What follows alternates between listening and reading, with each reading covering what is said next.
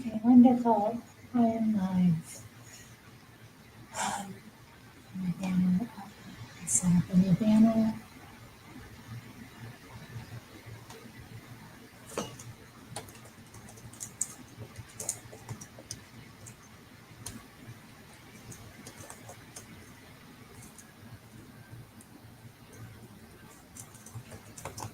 Mhm.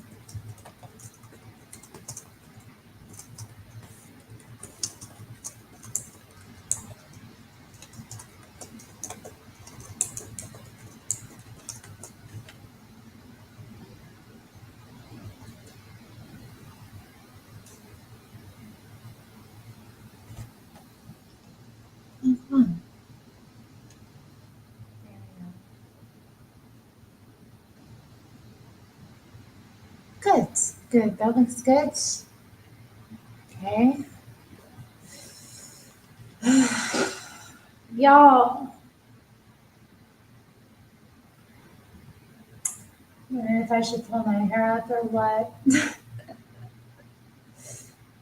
Been quite a day. I'm much later than I thought I would be when I got started. Thought I'd be starting a few hours earlier, but there's a lot to do. So, mm, let me get. I think I'm okay. My hair looks so right. We're good. Here is my copy of the antidote. I thought it would be signed. It wasn't signed.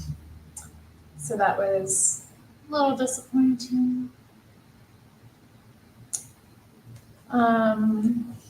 Let's see.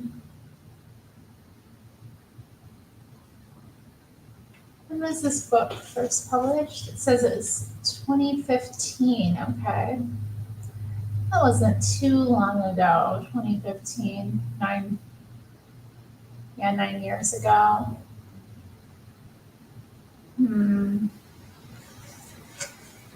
High Court. Have you read it? So let's see, I'll read the back first. In The Antidote, Healing America from the Poison of Hate, Blame, and Victimhood, Reverend Jesse Lee Peterson explains that this noxious blaming mindset has destroyed the Black family, magnified racial tensions, pitted women against men, and quashed a sense of paternal responsibility, which in essence has killed the soul of the Black community. The antidote to this poison has the power to save America and can be found inside this book. Now is the time to reject the culture of blame and find the antidote. It can save your life, your family, and your future. Well, it's so interesting. I didn't know that it would be so specifically focused on Black people. But I mean, because it's not as if it's only the Blacks that have these problems. But okay, well, we'll get started tonight. All right.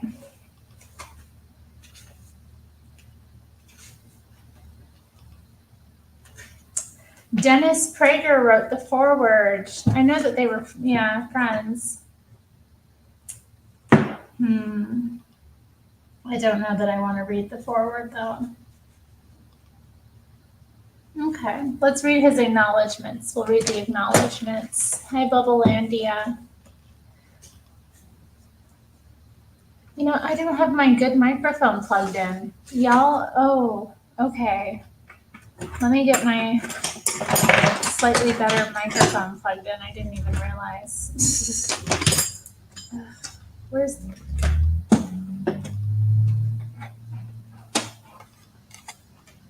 what the heck?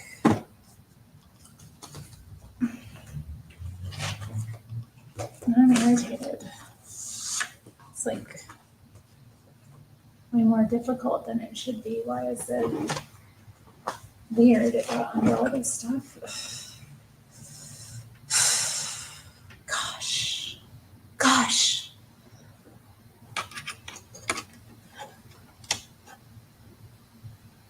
Okay, let me just check the settings.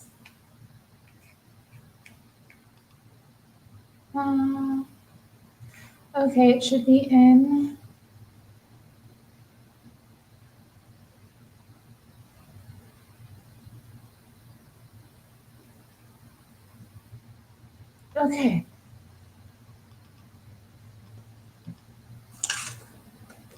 Like went to move my microphone and saw it wasn't plugged in. There is another microphone, but it's just not as good. So, all right. Let's get it started. First of all, I must thank God, my Father, for bringing me out of the darkness of anger and into the light of forgiveness and love. Words cannot express my gratitude. I so appreciate WND Books for giving me the opportunity to write the book I've always wanted to write, a book that tells the truth, that provides the roadmap to rebuilding families, that lets the reader know there really is an antidote, so they no longer need to hate, blame, or play the victim. I appreciate Republic Books for re-releasing this book. I appreciate the undying love and support of Joseph and Elizabeth Farah and of my friend David Kapulian, who originally contacted me to invite me in the event you have another book brewing deep down inside you to let us know.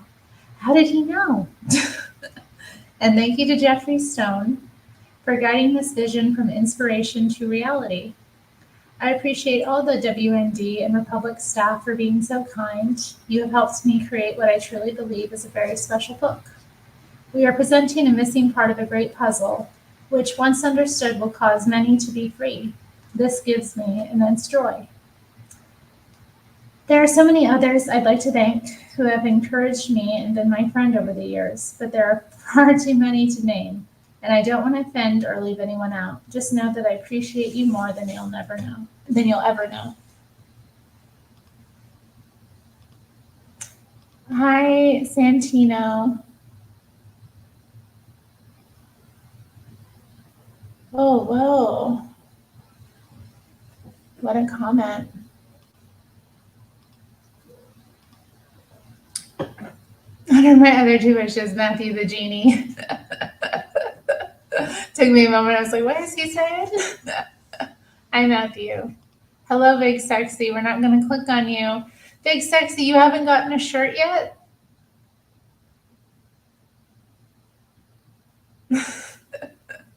Come on, man. Do we need to send you a shirt? I probably have something that might fit you. Okay, so the first chapter is called Death on Canfield Drive. Oh, it's about Michael Brown. Interesting. If he slept at all the night before, and that much is doubtful, Michael Brown woke up at his grandmother's apartment on the morning of August 9th angry. He didn't know this would be the last day of his life. He probably didn't care. How do I know this? I know it in part by researching Brown's history, in part by observing his actions later that day, and in part by having been where Michael Brown was. When I was younger, anger drove me almost as hard as it drove him. Many of the same things that angered Michael angered me. For years, I drank deeply from a toxic spring of hatred. I consumed the poison. I wallowed in it. Same, Jesse. Thank God I lived long enough to find the antidote. Michael did not. The poison, not Officer Darren Wilson, killed him before he had a chance. In 1999, when Michael was no more than 3, wow, he was so young. When I think about that, yeah, 3 in 1999. His parents separated. Not much had held them together anyway. They had never married. By all accounts, it was a nasty split. Michael moved in with his mother, Leslie McSpadden, to a new neighborhood and a new school. Growing up, sometimes Michael would call his father and ask to be rescued. This was not easy for his father to do, and the two different families, we didn't really get along. So it's kind of hard for me to go pick him up, said Michael Brown Sr. in one of his more honest moments. I had to have a family member go get him and bring him over to the house. The tension unsettled Michael. How could it not have? Leslie and Michael Sr. were still in their 20s when they split up, but in time, each would have a new partner and form a new family, or what passed for a family, in Ferguson, Missouri. The younger Michael did not meet his father's new wife, Calvina, until his mother threw him out of the house and dropped him off on his father's front porch. He was 16. For 3 months he stayed with his father and Calvina, sulking in his room and refusing to go to school. Meanwhile, Michael's mother had hooked up with a fellow named Louis Head. The media routinely designated Head as Michael's stepfather, but a police report after Brown's death listed him as McSpadden's boyfriend. Whether husband or boyfriend, Head brought little to the relationship beyond a bad temper and a lengthy rap sheet. Michael would never feel comfortable in any of these households. This helps explain why he ended up living most of the final year of his life with his grandmother, Dezuria Harris. At least there he would not have to compete with a new spouse or a new boyfriend for a parent's attention.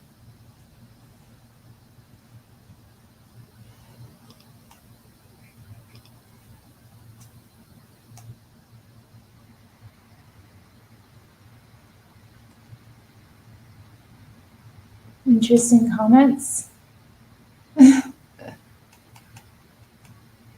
Oh my.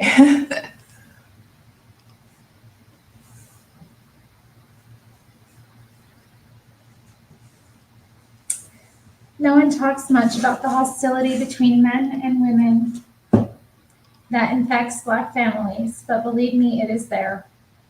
When their men walk out, as they do too often, women grow angry and bitter. The women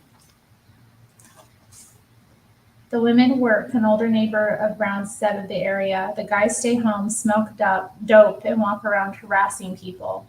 You can't say nothing to them. They'll cuss you out. God, how horrible. Just a complete reversal of how things should be, in every regard.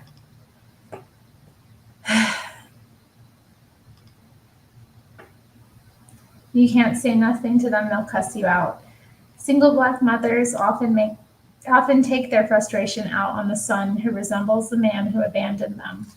They turn the child against the father by saying the father is no good or he doesn't love you. This constant disparagement makes the child feel unloved, and it destroys him emotionally and spiritually. A mother might curse her son, smack him, tell him he will amount to no more good than his old man. The boy cannot help but absorb that message. From all appearances, this seemed to be the kind of environment that produced Michael Brown.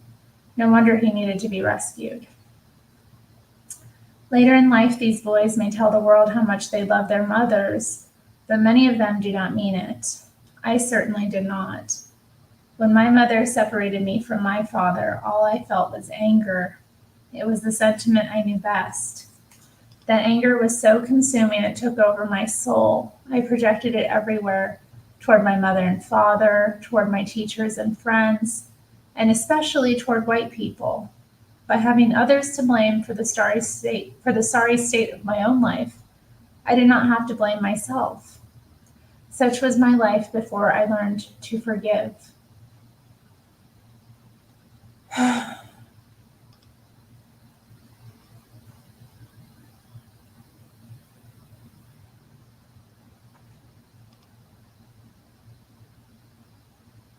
8 days before he died, Michael Brown graduated from high school. The media treated his graduation as a bridge crossed, a sign of brighter things to come. This is the same story the media tells every time they choose to turn a violent, lost soul into a victim. Michael knew better. He knew the graduation was a bridge to nowhere.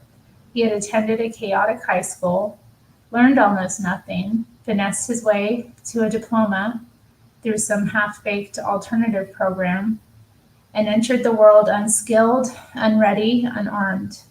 This is the story the media do not want to tell. At 18, no longer in school, Michael did not see a life full of promise. He saw a life full of anxiety. For all of his heft, 6'4" and nearly 300 pounds, he was still a scared little boy.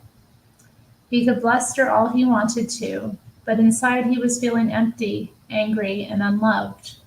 He had no idea what he wanted to do or what he could do. As an adult, he had no idea what to do. Without parents to give him direction along the way, he grew up feeling lost on the inside. Despite his size, he lacked the discipline to play football or any other sport. A good coach can sometimes turn a young man around. Michael never had such a coach. On the threshold of manhood, he had no idea of how a real man lived his life. Telling him to go out and find a job and perform well enough to keep a job was like telling him to grow a pair of wings and fly. In an age when fatherlessness is epidemic throughout the culture, many white young men enter the world no better prepared than Michael. There is, however, a difference between those white teen boys and boys like Michael, a fatal difference. Michael had an excuse for his failings that they did not. Michael was black. From the time he was a little boy, the people around Michael were telling him that the white man kept the black man down. He heard this at home, among his friends, on television, at school, and maybe even at church. Barack Obama's mentor, Jeremiah Wright, was far from the only preacher preaching hate. This hatred may have made Michael's own failings seem less painful and less personal, but it was crippling him.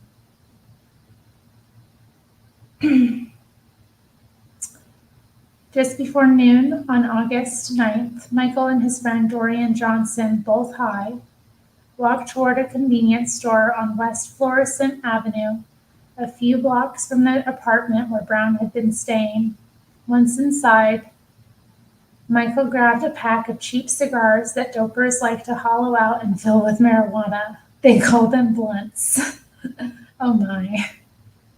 On that day, Michael was feeling angry enough and entitled enough to take the cigars without paying.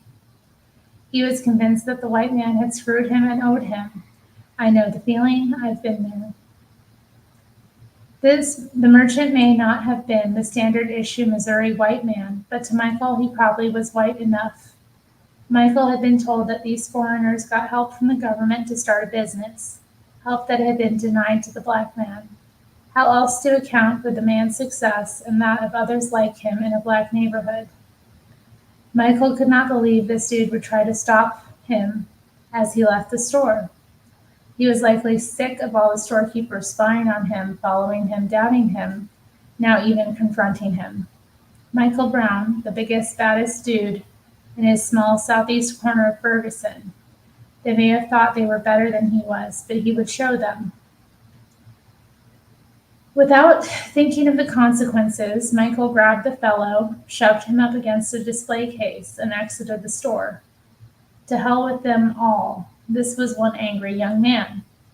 He and Johnson headed back down West Florissant on foot, then turned onto Canfield Drive, where his grandmother lived. Michael had just committed a crime that could have sent him to prison, but if he was worried, he certainly did not show it. Michael walked down to the center of Canfield Drive as if he owned it, flaunting the cigars as he walked. Johnson, half his size, walked in front, knowing Brown had his back. Michael had no fears of what Grandma might say or do. He knew there would be no repercussions, even if word got back to her. It is the rare grandmother willing or able to exert the force necessary to control a wayward grandson. Michael could not have made a bolder statement of who he was and what he was about than what he did that August day. He was showing his dominance. To the outside world, he may have seemed like a loser. But on Canfield Drive, he was the alpha male. He was daring anyone to say otherwise. He expected no challenge. And then, to Michael's surprise, Officer Darren Wilson drove by. Earlier that morning, a local woman had called 911 when a gunman had threatened her. That call, of a type much too common in this neighborhood, had drawn Wilson to the area. Another call followed from a frantic mother whose baby was sick. That call kept Wilson in the neighborhood and had set up his tragic encounter with Michael. Officer Wilson saw the young men walking in the middle of the street. At first, Wilson did not demand much. He just asked Brown and Johnson to get out of the street. With no respect for authority, and even less for a white cop, Michael spat back, F word. What have you to what you have to say, and kept on going. Shocked, Wilson decided to check Brown out more closely. It was then that he noticed the cigars and realized Brown was likely the guy who had just robbed the convenience store. Wilson called for support and backed down to the street to cut the pair off. At this point, I suspect Michael stopped thinking altogether. I never lost it quite as he did, but I have gotten close. I know how it feels when all the suppressed rage against the white man explodes in sudden bursts of anger and energy. When Wilson tried to exit the car, Michael cursed him out once again, pushed him back into the car, reached through the open window, and started punching him in the head. Oh, Lord. Wilson would later describe Brown as having the face of a demon. When Wilson reached for his gun, Michael grabbed for it. 2 shots went off. One of them grazed Michael's hand. If Michael had not crossed a bridge where he had graduated from high school, or even when he robbed the convenience store he had now, there was no turning back. Michael was either going to die, oh dear,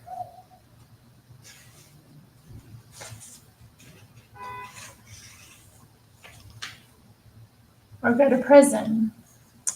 There were no other ways for the day to end. His first instinct was to run. But this is what all boys everywhere learn to do when they get in trouble. But if not quite a man, Michael was no longer a boy. He had a reputation to uphold.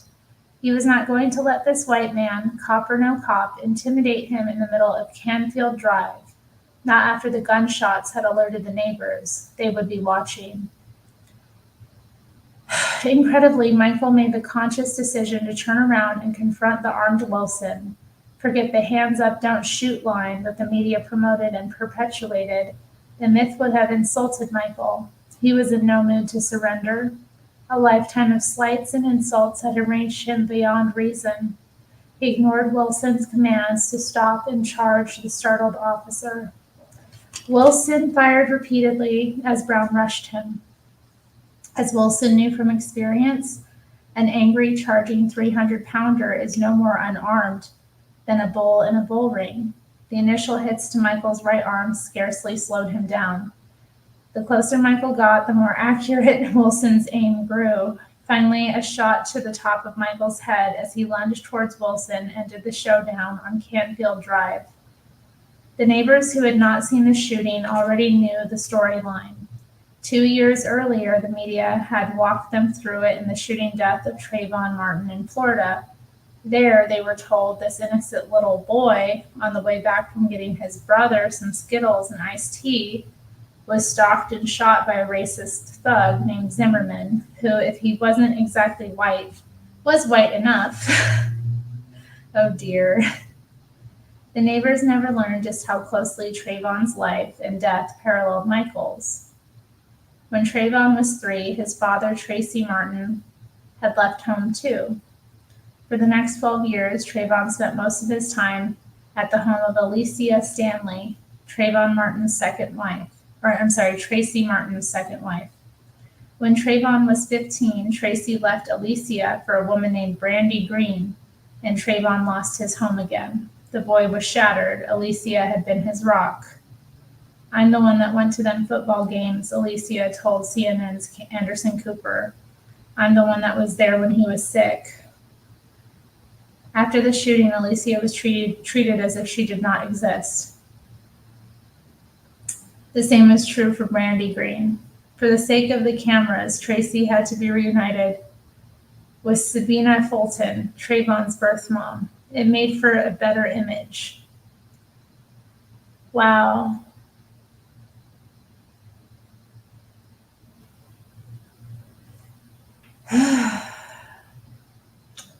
Once he had to leave Alicia's home, Trayvon's life became unglued, and there was no one around to put the pieces back together.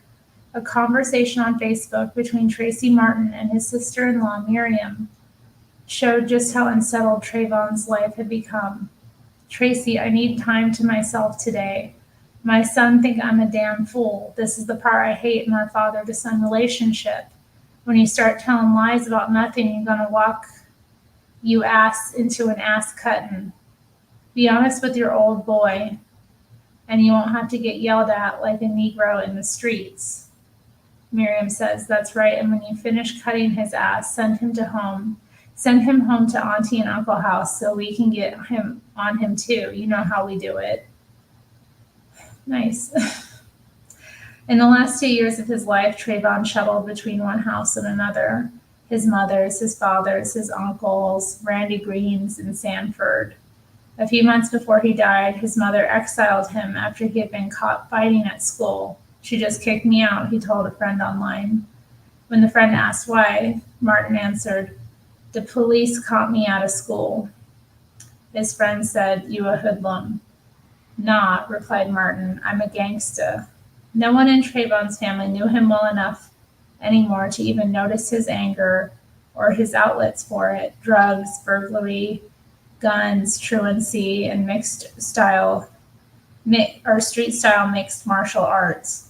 It was only George Zimmerman who got to see the real Trayvon Martin. Oh, dear. Oh, man. Zimmerman had alerted the police that Trayvon, who was high at the time, was wandering aimlessly in the rain. As neighborhood watch captain, Zimmerman tried to keep an eye on Trayvon after he took off running.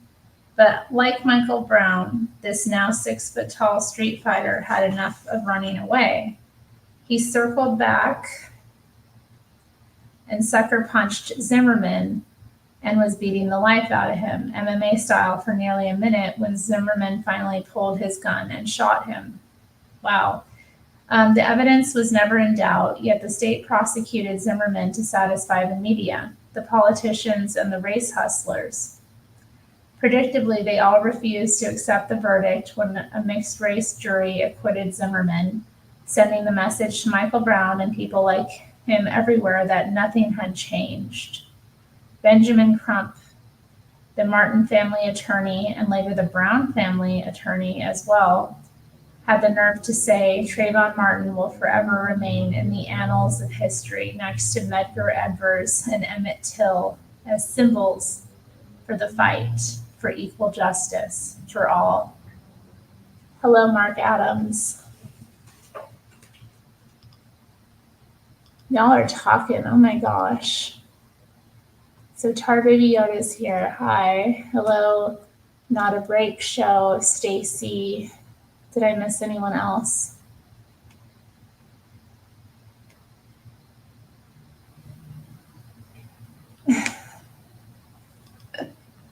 Nobody has helped me with my reading skills. Hi, Mark Adams. Rack. You got court? You got court. Wow. Okay, let's continue.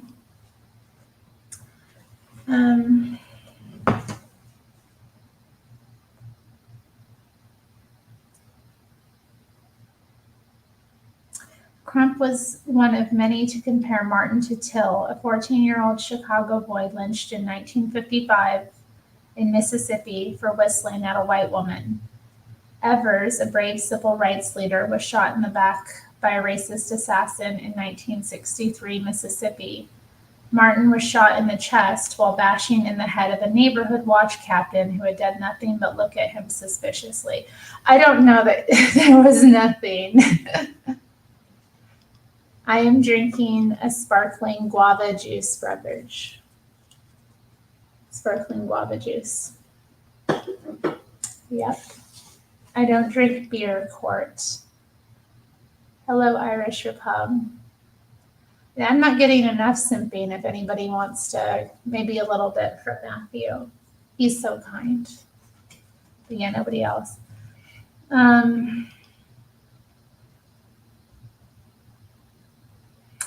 Michael Brown and his neighbors knew the Trayvon story by heart. The media told it and retold it at every opportunity. The people in Ferguson just didn't know the story they were being fed about the little boy with the Skittles was false. They had heard all their lives that the white man had it in for them. When Dorian Johnson said the cop had shot Michael in the back or shot him as he was trying to surrender, whatever, they were prepared to believe him. Those who knew Brown well were probably not surprised. They might have thought that he had it coming, but they were not about to share that thought with the media. Because of their anger against white people, they would pretend Brown was a good guy, killed because he was black. Sad but true. The hatred of white folks runs deeper than whites want to believe. It creates a kind of community among the haters. Within a half hour of Brown's death, an activist was rehearsing the neighbors in the hands up, don't shoot gesture. Those half dozen or so neighbors who saw what really happened chose not to talk to the media. They knew that snitches get stitches. Later, though, they did have the courage to talk to the grand jury. It made all the difference. At least it should have. Ugh. Brown's death, like Trayvon's, could have been a teachable moment. The media might have said that when a child is shuttled between relatives all his life, when he is trapped in a series of failing government schools, when he is instructed in ways big and small about the evils of the white man, bad things happen. But this was not a story the media wanted to tell any more in 2014 than they did in 2012. The reporters and editors preferred to tell a story that would make them feel better about themselves. In their version of events, a racist cop shot a poor young black boy, a gentle giant with dreams of college. Despite his willingness to surrender to tell this story, the media had to ignore Wilson's account, Brown's life history, the convenience store video, the brave grand jury testimony of eyewitnesses on the scene, and all the forensic evidence. Still, by projecting racism onto white people, Officer Wilson, or cops in general, the media could assert their own moral superiority. This narrative suited the race hustlers well. They needed to keep black people angry. They wanted them to believe that the white man was out to get them, that nothing had changed in the last 50 years, and that if it weren't for Al or Jesse or whoever, these things would be much worse still. Said Attorney General General Eric Holder of Michael Brown's death, "There is an enduring legacy that Emmett Till has left with us, and that we still have to confront as a nation." The media played right into his hands. Politicians like Holder love the bogus narrative. As they interpreted events, local police were as racist as they had always been. The federal government still needed to intervene to punish wayward cops and remind them that Black Lives Matter. Of course, Black Lives Matter to politicians, especially in the election years. Brown's family needed the bogus narrative more than anyone else. It got them off the hook. It freed them to play victim. For all the abuse a mother might throw at her son, she will almost always defend him blindly from accusations of wrongdoing, no matter how legitimate, especially if white people are doing the accusing. McSpadden was no exception. "I know my son far too well," she said on CBS this morning after the grand jury decision came down. "He would never do anything like that. He would never provoke anyone to do anything to him, and he would never do anything to anybody."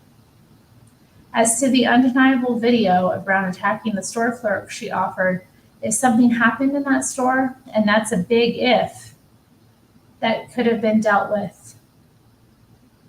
Sure, Mama, a big if. Trayvon's mother, Sabina Fulton, sent McSpadden a letter of encouragement. "Trayvon was not perfect," she wrote, "but no one will ever convince me that my son deserved to be stalked and murdered. No one can convince you that Michael deserved to be executed." Fulton preferred to blame both of these deaths on senseless gun violence. Neither mother would take any responsibility for the self-destructive anger that consumed both of their sons. It was so much easier to blame guns, the police, or the white man. On the night of the grand jury announcement clearing Officer Wilson, Brown's mother stood atop a car outside the Ferguson police station, yelling incoherently to a large crowd of protesters. Once the decision not to charge Officer Wilson was broadcast, she began weeping uncontrollably. New husband or whatever, the police report showed that they were not married. Lewis Head and others embraced her in a show of solidarity.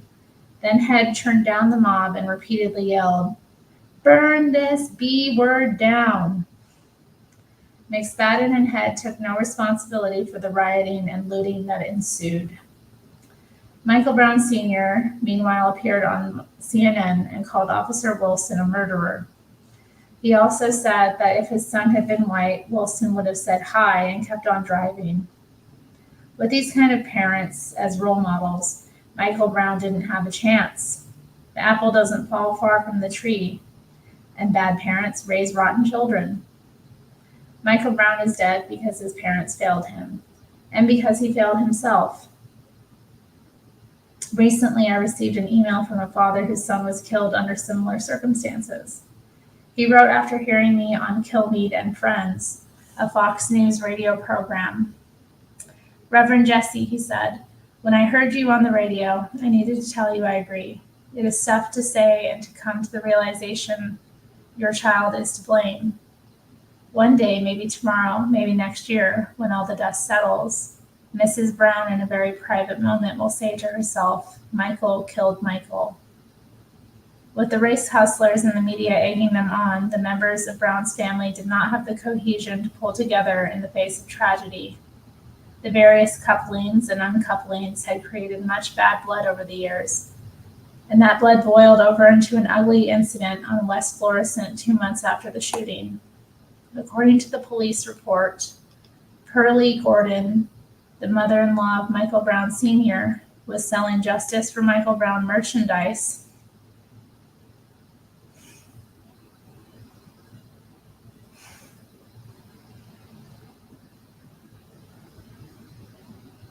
when 20 or 30 people pulled up in cars, jumped out, and rushed them. At the head of the cavalry, was McSpadden. "You can't sell this S word," she told Gordon. Gordon explained who she was, namely the mother of Brown's wife, Calvina, and told McSpadden that unless she could document a trademark on the Michael Brown name, she was going to continue to sell her wares. McSpadden's mother then piped up, "You don't know my grandson like that. I'm going to tear this S word down." Then she proceeded to do just that. Someone then hit Gordon on the back of her head, and the people with McSpadden, Lewis Head included, began wrecking the booth. "That's Calvina's mom. Get her A word," McSpadden yelled, then ran up and punched Gordon. Others did the same. McSpadden's posse made off with $1,500 in merchandise and $400 in cash and fled the scene before the police arrived. Although no one much wanted Michael around when he was alive, apparently everyone wanted a piece of him when he was dead. Jeez. What do y'all do? No towers in my chat. What are y'all doing?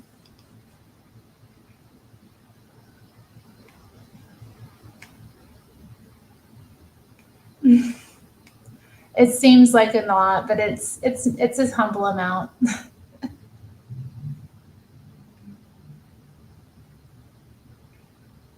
Indeed, I suppose. I mean, I don't know that I worry for them that much. I know. I think it might be older. No, it can't be that old though, because we're reading about what happened in 2014. I can do. I'm not gonna do a Jessie voice. Oh my god.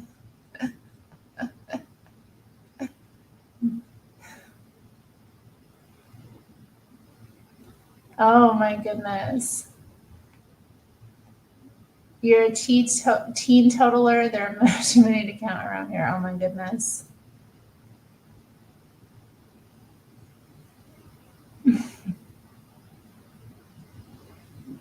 Oh my goodness. Horses towers are juvenile. Grow up. I guess you got me. You did get me. Okay, what do we think of the first chapter? We're at the end of chapter 1. I never followed either story of Trayvon Martin or Michael Brown very closely. I do remember like an Asian friend of mine reaching out about the police brutality thing. He's like, he's like, cops are kind of out of control, but then people glom onto these individuals that are not. He brought up Michael Brown and like make the point that like, no, they were kind of in the right there.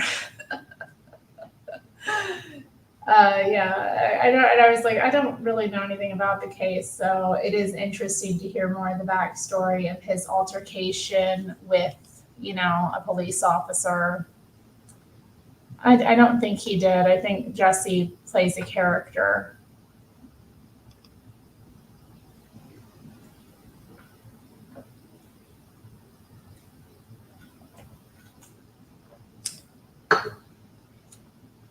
Why are you lying? You're lying. That wasn't me. That was him and Mina.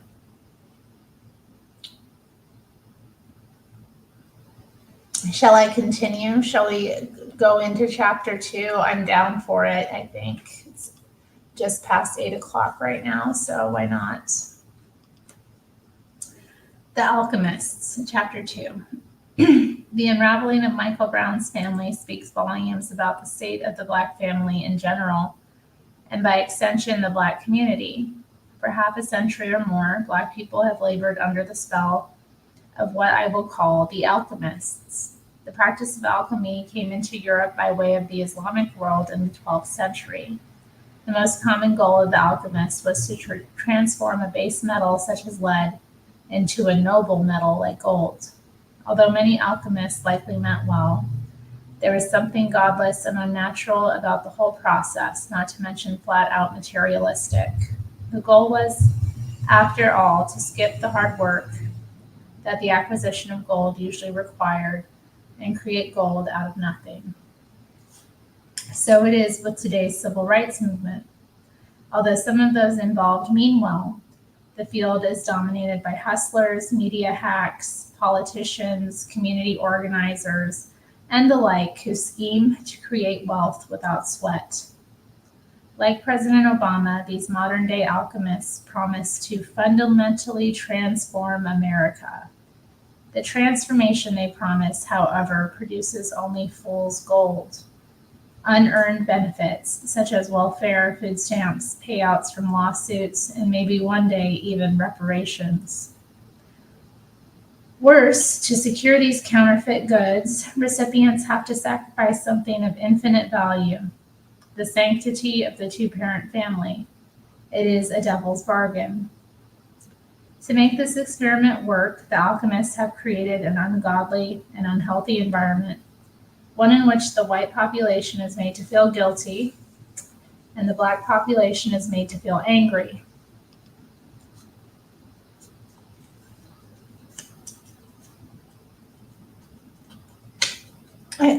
Will you stop?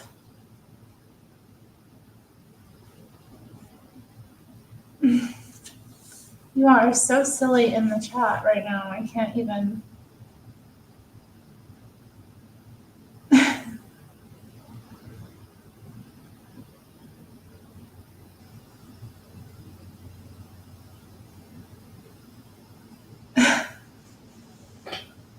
Well, I would never propose to a man, Tar Baby Yoda. What is that? I'm going to propose? Really? Like, come on. If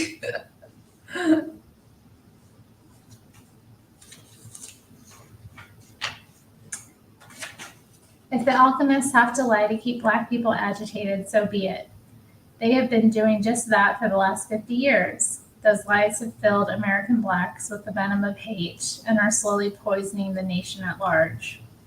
As bleak as this all sounds, the antidote exists. Thank God! If I could summarize the antidote in 2 key concepts, they would be forgiveness and truth. The one follows the other as day follows night.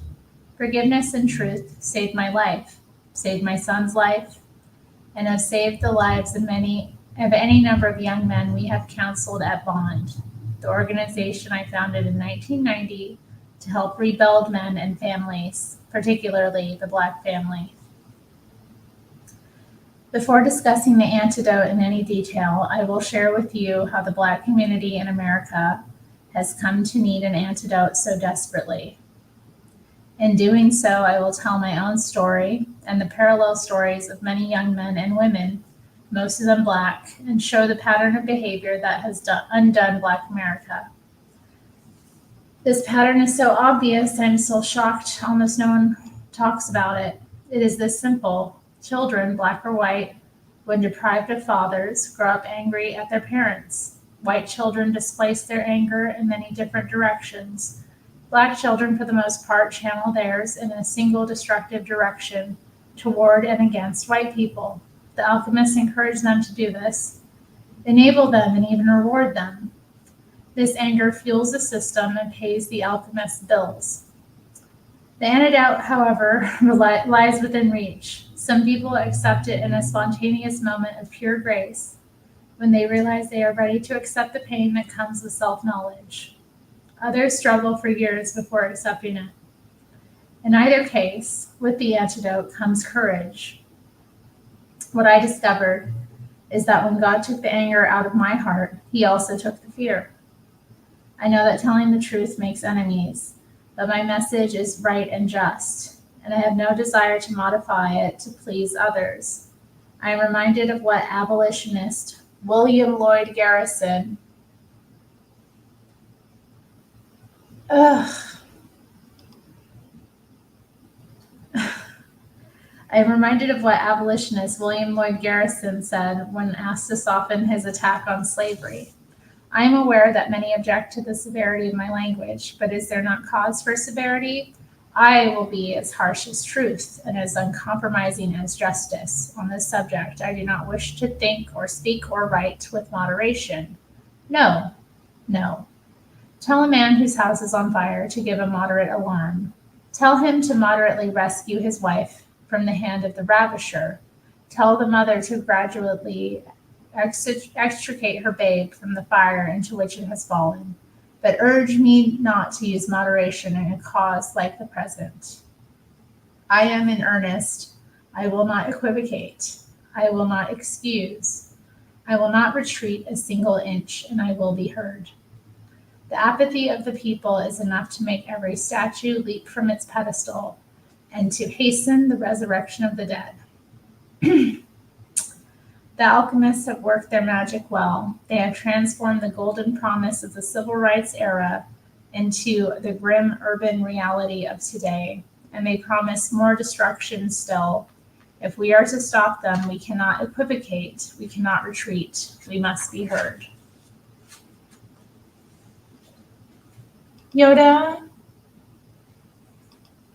I gotta delete your comment here. That's nasty. Can you keep it PG-13, please? I've asked you that.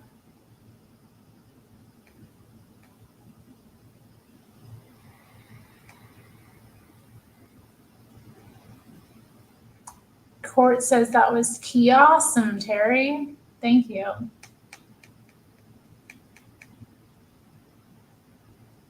Yes, they do. I mean, I do find Bond quite an important organization for that alone. Because who does really work with men and work with them in a right way? You know, a lot of these organizations that, or groups that come together to try to like build men end up making it worse for them because they just encourage men to be emotional and to like, be more like women. And that's not going to help them either,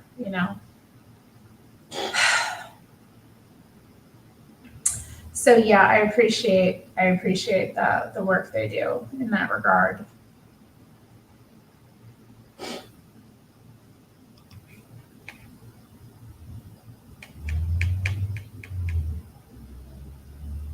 No, I would not like to see your spaceship. Yoda being bad. Yoda is a bad boy. Yoda's a bad boy. What do you all think of the book so far? It's good, huh? All right, let's see. How big is chapter 3? I'll read chapter 3 and I think I'll head out after that. Over the years, because of the positions I take, many a critic has questioned whether I am an authentic Black man. If they really want to know the answer to that question, I would invite them to come back with me to the plantation where I grew up outside of Eufaula, Alabama. For the record, Eufaula was the name of one of the Creek tribes that inhabited the area before the white settlers brought them out and encouraged them, sometimes a bit aggressively, yeah, that's a way of putting it, to find lodgings west of the Mississippi. The settlers liked the location on the Chattahoochee River, some 40 miles south of what is now Fort Benning, Georgia.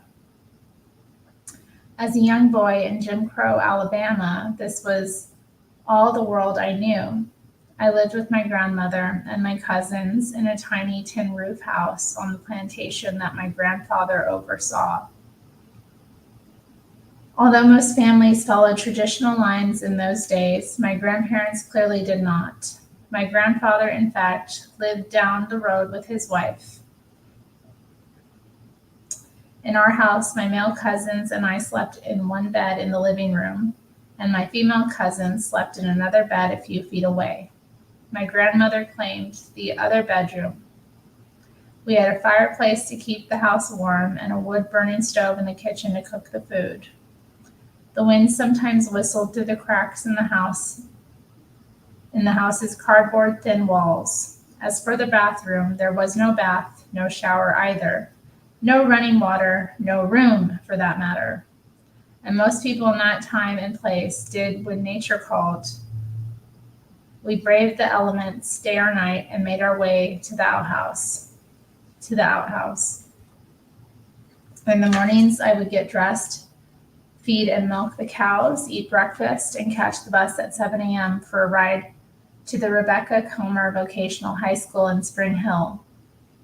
Sometimes during the school year, I would stay home to help with the plowing and the planting, the picking of cotton, and the harvesting of crops. Now, if that is not an authentic Black experience, I'm not sure what is. Boxing great Joe Frazier faced many of the attacks I have, and then some when he squared off against Muhammad Ali. Young whites, whom embraced Ali only after he resisted the draft, somehow painted Ali as the authentic Black champion. This despite the fact that Ali had 2 white great-grandparents and grew up with both parents in a middle-class Louisville neighborhood. Yeah, I've always found this history interesting that Joe Frazier was posited as some kind of like, I guess, Uncle Tom figure, if you will, and Muhammad Ali was given all this like substance as, the authentic Black man, the one who spoke for the Black people and, loved his Blackness. It was always kind of interesting to see that disparity, which, in reality, I would say Joe probably had definitely had a more authentic Black experience, or more common at least, in his life.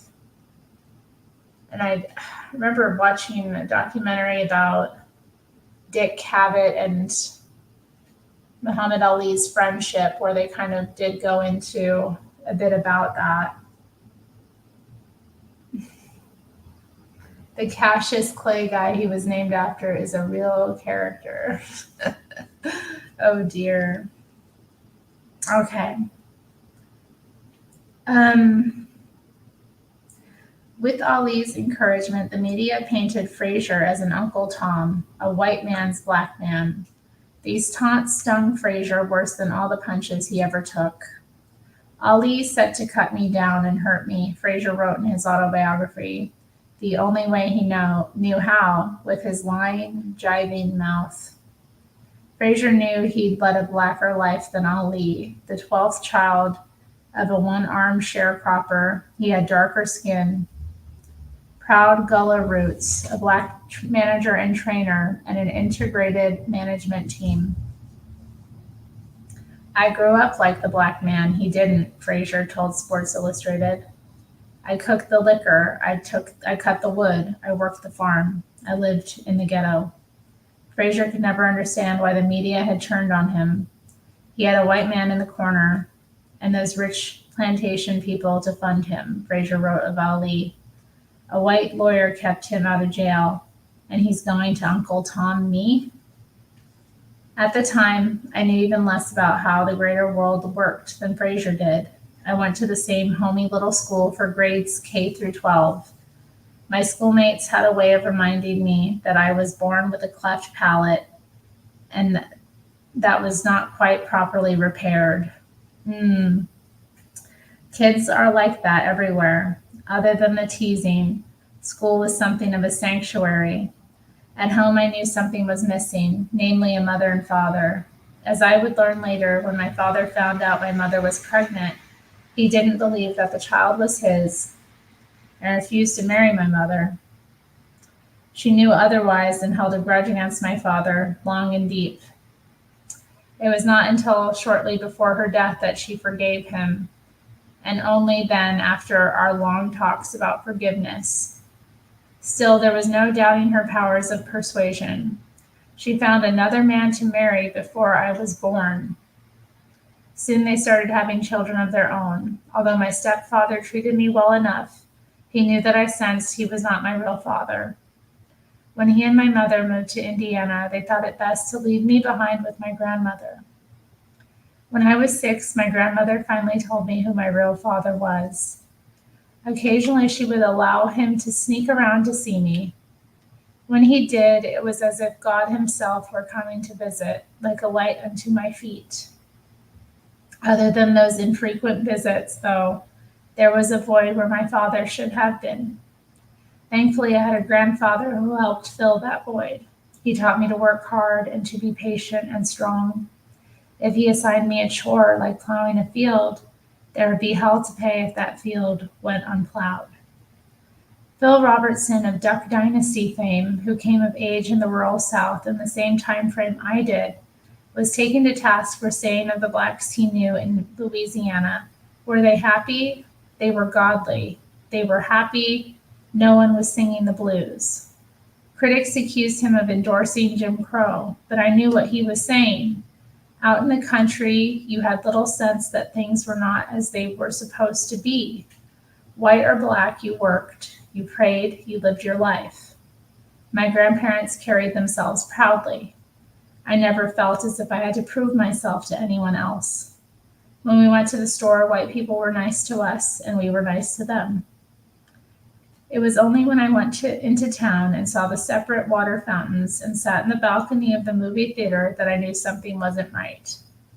Once the North left the South to its own devices a decade or so after the Civil War, local and state governments began to impose a series of absurd and self-defeating laws. Governments have a way of doing that. These laws required businesses and other establishments to have 2 different entry doors, 2 sets of seats, 2 pairs of bathrooms, 2 sets of schools, 2 of all sorts of things, one of each being entirely unnecessary. This was expensive for the businesses and the taxpayers and irritating for Black people. At the same time, though, I was not angry about it.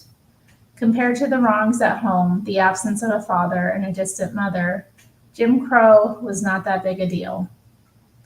Of course, the school I attended in Spring Hill was all Black, but I had little sense at that time that this was somehow wrong. Today, we think of all Black schools as being inferior by definition, and not just inferior, but disorderly and even dangerous. The Rebecca Comer Vocational School was none of those things. Other than the one fight I got myself into in the 10th grade, I don't recall seeing another one. That fight was so scandalous that my grandmother knew about it before I got home. And if I thought I whooped the other guy, she evened the score. We respected our teachers at Comer, and we respected each other. If we got crosswise at school, we knew that there were parents at home, or in my case, grandparents, ready and willing to straighten us out. This was a limited world and sometimes a menacing one. But the blacks who survived it were decent, God-fearing people with much promise. 6 million strong, they headed north to fill the jobs made available first by World War I and then by World War II in America's great cities. Unlike most of the world's oppressed, they did not have to ask anyone's permission to go. Many drove their own cars. They had such a good reputation as workers that their white employers were panic-stricken that they were leaving. Some even followed them north to try to lure them back. These determined black migrants brought their values with them. Census records show that they were more likely to be married and raising their children in two-parent families than the urban norm. They also had lower levels of unemployment, higher rates of workforce participation, higher incomes, less poverty, and less welfare dependency. After World War II, when the social barriers started to fall, these people had the potential to make America's cities livelier, more dynamic, and more prosperous than they had ever been. Then the alchemists began to work their dark magic. All right, and I think I'm going to stop there with the reading today. What do you all think? Let's catch up with the chat. What's going on in the chat? Let's see.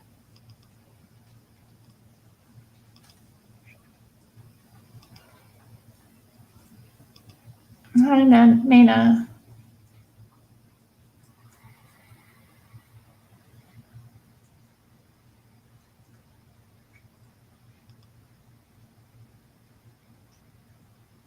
Muhammad Ali was against interracial marriage. Interesting, but he was interracial himself. What's wrong with people? Why am I running? I haven't ran, but I also, I've been on for an hour. I don't know that that's just started. No.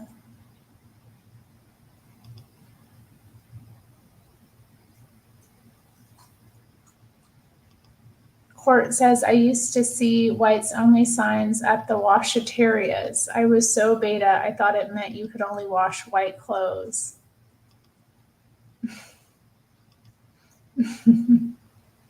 Yoda said he was listening. Good. He was full black. Who? No, the book said that he had 2 white grandparents. Bright skinned. No, it said he was. It said Muhammad Ali. Let me go back. I'll read it again.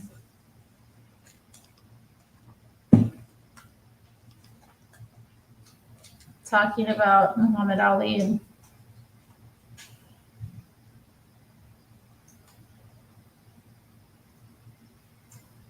Okay, let's see.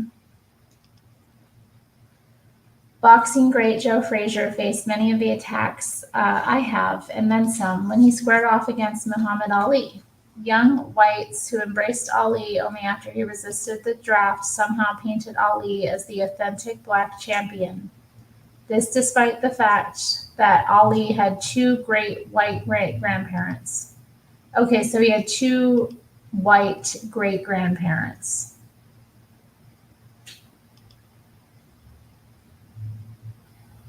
So I don't know what side that is, or it's on both sides, but I'm just saying he did have white in him, like both. I mean, I don't want to do the math there, but he's, I just looked him up on ethnic celebs. Oh my goodness. No, I didn't say multiracial. I said interracial.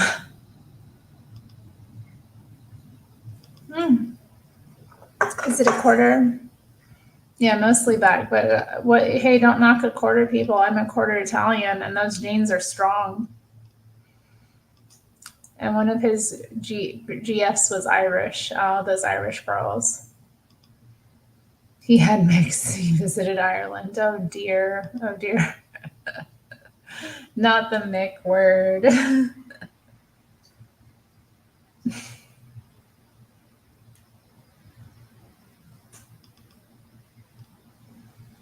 Wow. I mean, hey, isn't America amazing? I know, but if he had two great grandparents, two white great grandparents,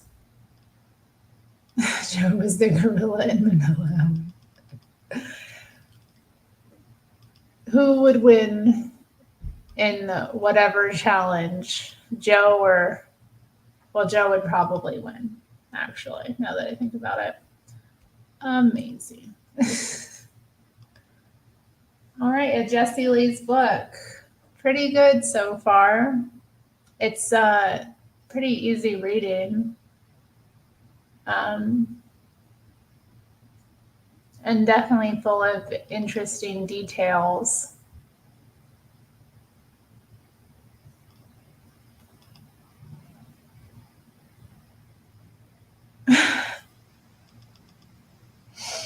Yoda,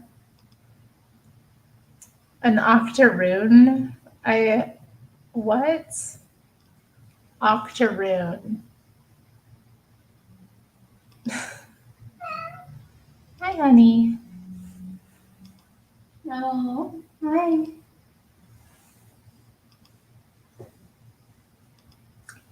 We've read the first 3 chapters, Court. We're on chapter 4 now. Or we will be the next time that I come on here and read from the antidote. And yes, Toucan is here. Maina says, read another chapter. Hey, baby. Hi. Hi, Nero. You want up here? Come on. Come on. Wow. Wow. You're so good. You're so good. Hi, baby. Oh, wow. I'm so lucky.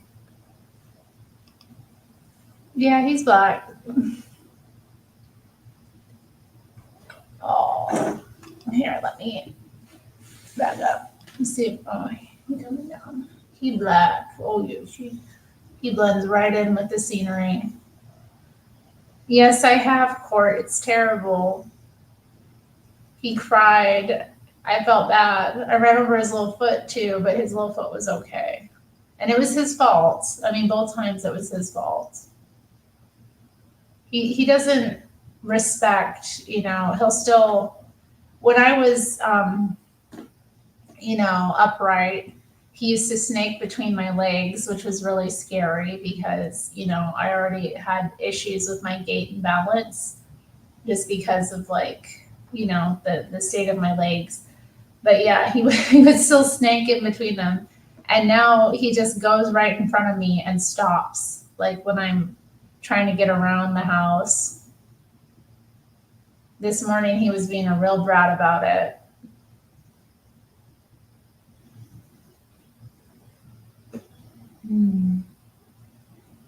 You thought so. Yeah, it's sad. Yeah. We don't want to run over our baby. No, we don't. He's such a good boy. He's such a good boy. We don't want to run him over. He doesn't deserve that. He's a nice kitty. He's a nice kitty. He's a nice kitty. He's you.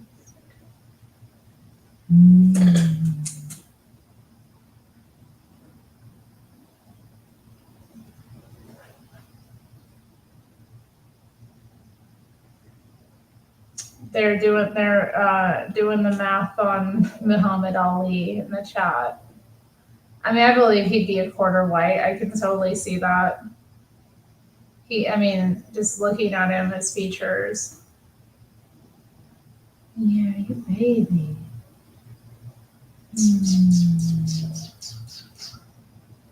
Hi. I love you. You want me back?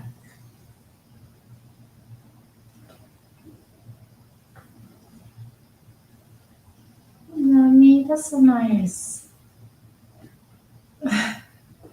Vanessa Williams was a quadroon. Stop with the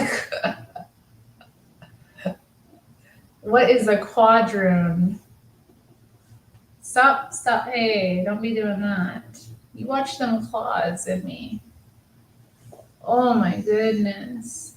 Oh my goodness. Look at this cat. Look at him. Oh my god. He's being so baby right now. He's being so baby right now. It's ridiculous. You gotta be baby up to a point, but this is ridiculous. Why are you being such a baby? Oh my god. Oh my god.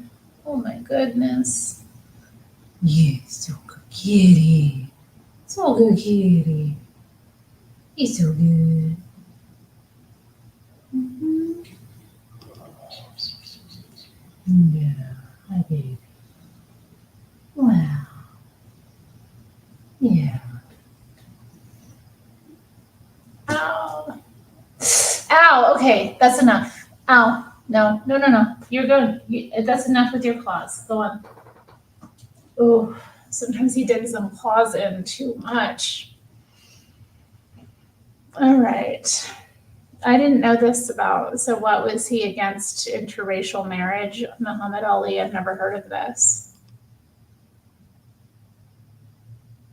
That's what I get. It is what I get. He's still mad about me staying up late last night. Yes, that was my kitty. Well, I'm not wearing a black sweater. It was his fault. No, Yoda, he ran out of the house as I was entering it and he got, no. Hello, Argalunas. Ron.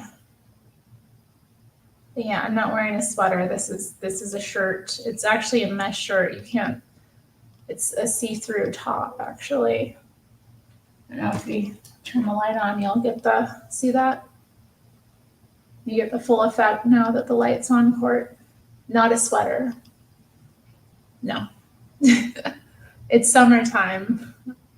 I do not wear sweaters in this time of year, generally speaking.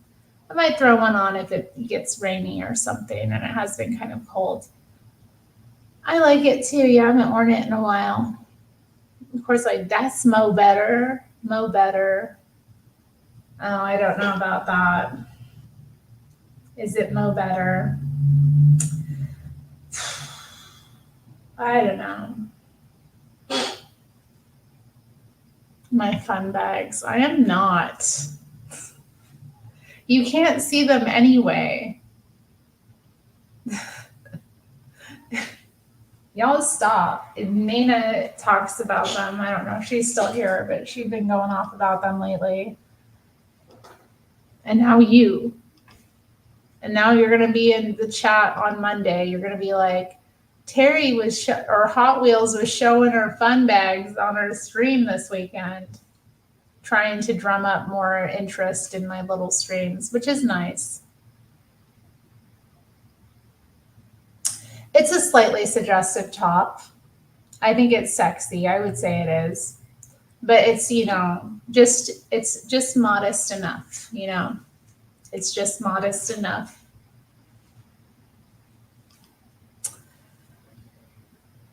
Yeah, now Court's in on it. Court, come on. Why y'all?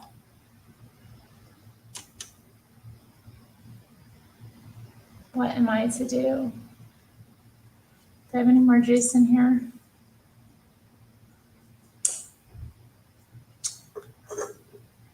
All in good taste. Yes, I suppose. The cat did seem imaginary. What? Oh, he's definitely not imaginary. He's the realest little dude I've ever met.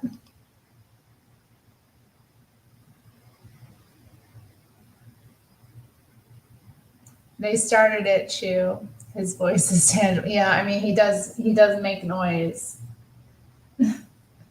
I don't know if you picked up his purring. I was a little bit away from the camera for that, but let's see. Do I want to do another chapter? These chapters are short. Yeah, why don't I do another chapter? And then I think then I'll head out. Do you know how okay, sorry, chapter 4, Fall from Grace. Do you know how you can tell you are in a black neighborhood if you don't see no one in the streets? Sad but true. You can tell by the iron bars on the windows and doors.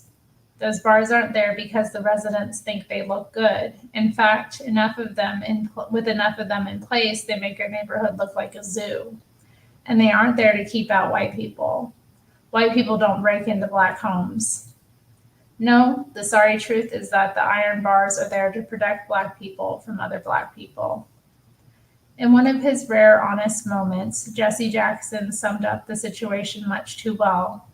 There is nothing more painful for me at this stage in my life, Jackson admitted in 1993, than to walk down the street and hear footsteps and start to think about robbery, and then look around and see it's somebody white and feel relieved. Even Jesse Jackson's racist. I know exactly how Jackson feels. The difference is that I am not going to apologize for feeling that way. There's too much at stake, namely the soul of the black community, which is dying, if not dead. Ashes to ashes, dust to dust.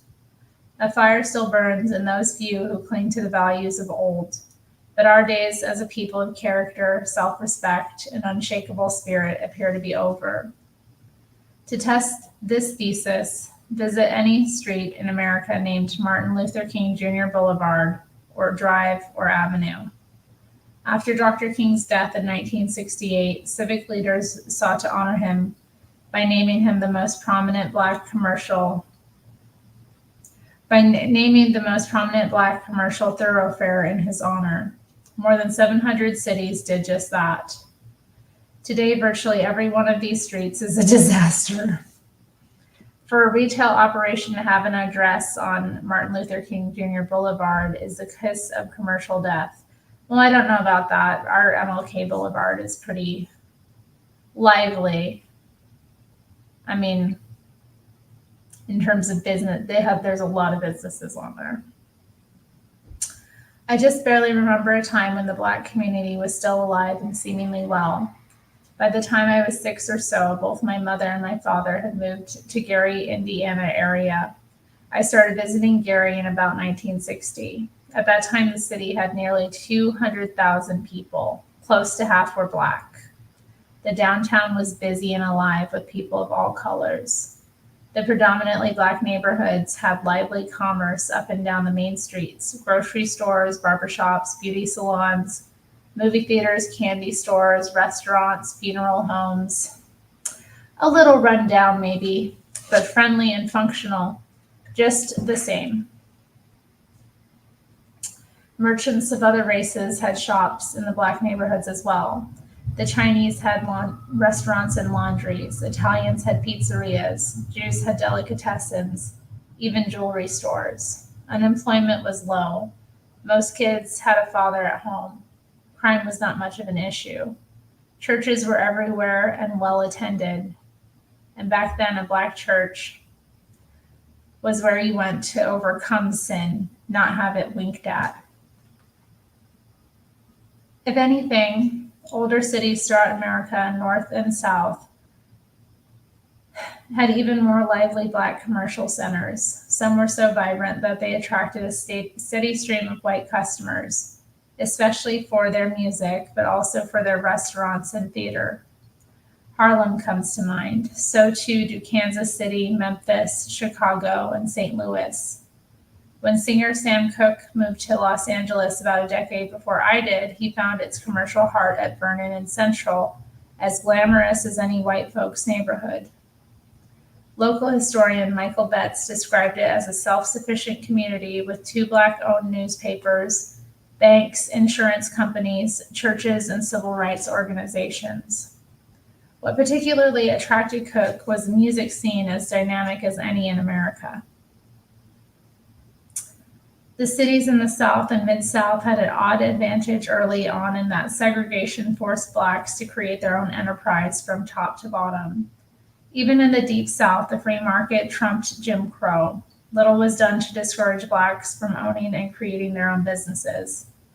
A black man might be forced to sit in the balcony of a first-run movie theater, but it was possible he had more money than all of the white people in the orchestra seats below. He might have even owned the theater, but the laws of the land would still have told him where to sit. To be sure, the end of segregation threw a wrench into some black commerce, but it was not responsible for the unraveling that followed. I watched this unraveling without fully understanding what I was seeing during my summers in Gary. The alchemists inevitably blame what happened to Black America on the economy. You know, the steel mill closed in Gary. The car companies left Detroit. Something else shut down somewhere else. Blacks were the last hired, first fired. Unemployed, they could not support their families. The families turned to welfare and poverty led to crime, blah, blah, blah. Okay, this of course is all backward. The Black community in Gary was not collapsing during the 1960s while jobs went begging in the steel mills. I know it firsthand. In 1968, as an inexperienced 18-year-old, I got a well-paying job at Inland Steel without half trying. In reality, the collapse had almost nothing to do with the economy. When I first arrived in Gary about 1960, the participation of Black males in the labor force was equal to or greater than that of whites nationwide, and likely in Gary as well. This was true for every age group, including teenagers, and I can attest from my own experience. In the age before an easy disability check, when Black men lost jobs, they tended to find a new one quicker than white men did. During the 1960s, the unemployment rate fell rapidly through the decade for all races. By 1969, the national unemployment rate had reached 3.5%. It has not been lower since. Yet in that same decade, even controlling for population growth, violent crime more than doubled in the nation, as did property crimes. In Indiana, the increases were even more extreme. The violent crime rate nearly tripled during that decade. The robbery rate more than tripled. The forcible rape rate nearly quadrupled. Disproportionately, Blacks were both the perpetrators and the victims, but whites were victimized often enough to get the message. Even if the media lied to them, whites understood the way crime worked. This is one reason why they fled Gary and other cities. Blacks understood this as well, which is why they put bars on their windows and watched the city melt right in front of their faces. It was only when I visited my mother in Gary that I began to get a glimpse of the new Black America that I had not seen in Alabama. At the time, I had some sense of what was happening, but it would take years before the larger picture came into focus.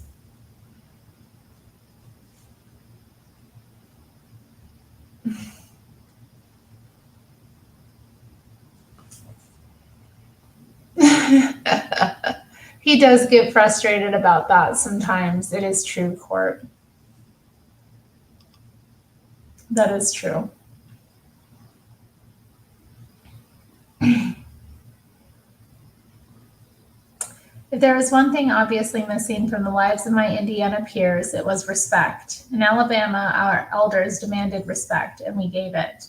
Knowing its value, we gave respect to one another as the growing boys could. By the mid-1960s, the welfare culture had settled into Gary and respect was breaking down. In Alabama, I was the rare Black kid not to have a father in the home. But in Gary, I was close to the norm. If nothing else, I had an active stepfather. Many boys had neither. Other boys had fathers who took no interest in their lives. These kids had little respect for authority and even less for each other. You did not need many of them on the block to change that block's culture. There were some scary guys in Gary back then, and their bad behavior forced other kids to adapt. I kept my distance as best I could, but their world was my world as well. There was no easy escape. I began to wonder how white people must have felt. They saw what I saw, and they had options. In 1967, my Alabama grandmother tried to discipline my increasingly ornery self So I took off for Indiana and stayed for the 11th grade at Thomas A. Edison High School. It proved to be the worst year of my life. I had never lived among black kids that were so violent. I had not grown up like that. Innocent rube that I was, I felt the way a white person might have felt in the same environment. The black students seemed perpetually at war with whites, with Hispanics, and with each other. These kids were so out of control that I would walk home through the snow. There was a lot of it in Gary, rather than ride the school bus. On the positive side, I made my first white friends that year. They tended to be nicer to me and more respectful. Their parents were kind to me as well. Hanging out with them seemed as natural to me as hanging out with my black friends in Alabama. As a side note, there was one very large and highly disciplined two-parent black family in that Gary neighborhood. Even in the 60s, I could see that the children in this family had the ability to go places. So occasionally I would go over and watch them rehearse or perform in talent shows. Their family was hardly a perfect one, no family is. But there was no denying that the parents gave their kids the skills and the work ethic to succeed. And succeed Michael, Marlon, Tito, Jermaine, Jackie, Randy, Janet, and LaToya Jackson most certainly did. What their parents did not give them was a faith strong enough to endure the assaults of an increasingly godless popular culture, but even the best parents sometimes lose that battle. In November '67, the troubled year I spent at Edison High, Gary was the first major city in America to elect a black mayor, Richard Hatcher by name. You'd have thought his election would ease the anger of the black students and inspire them to do better, but in fact it had the opposite effect. It empowered the black kids to act out even more, giving them permission to ramp up their attacks on non-blacks. I know a lot of white people took comfort in Obama's election, thinking it would convince blacks that all was well. But from what I'd witnessed in Gary, I knew it was not going to happen. As we have seen and will explore later, the alchemists have exploited Obama's presidency to aggravate the black sense of grievance, and violence has followed. Hatcher's election made no difference, at least no positive difference, on Gary's future. The new mayor proved to be as willfully blind to the real source of his city's problems as were the white politicians before him. The only thing that a lot of them were good at creating was excuses. Today, Gary is a rotting shell of what it once was. Median home prices on Martin Luther King Drive are in the $40,000 range. In the last 50 years, the city has lost more than half of its population, and the alchemists, black and white, are still making excuses about why their magic isn't working. In 2011, Gary elected its first black female mayor, and true to form, this Harvard-educated lawyer won't even mention the problem at hand. Gary is open for business is her message. Sure it is. It's just that no business owner on his own dime will go near the city, and if he did, he would have a hard time finding people to work. The community was ill at ease, as was my own soul. In Gary, my mother remained as bitter as ever toward my father. Making matters worse, I looked just like him. When relatives commented on the resemblance, it would anger my mother all the more, and she would direct that anger toward me. She did her best to keep my father away from me, and that made me all the angrier toward her. The problem with the black community, I would one day come to see, was my problem magnified by the thousands. No, the millions.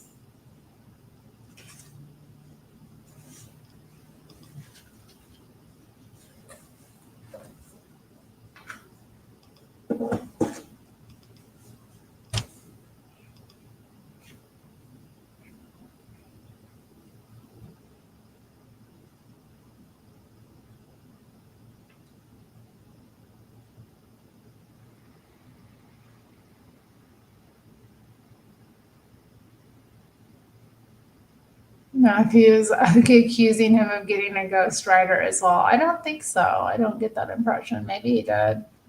Or a pretty white hot editor.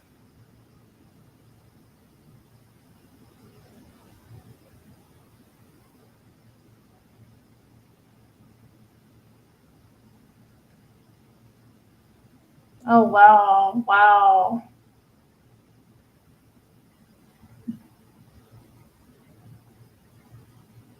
Oof. Wow. Really? Oh, interesting. Yeah, I've never been to that part of the country. Yeah, it is. It is. I mean, he has a serious side. I don't know. He kind of plays a character as well, like I said. Hi, Tom.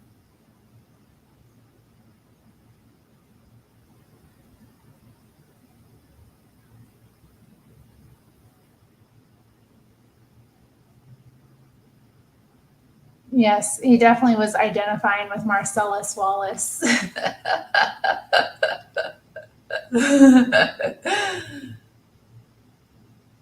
Well, you don't need to change your profile pic. Your profile pic is fine. I did pick up on that as well. It was, I mean, Pulp Fiction. It's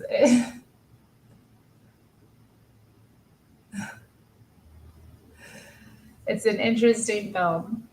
But okay, I like I said, I don't want to stay on too late tonight, and I've read through chapter 4, so I'll be back another time reading more of this book, and yeah, I had fun.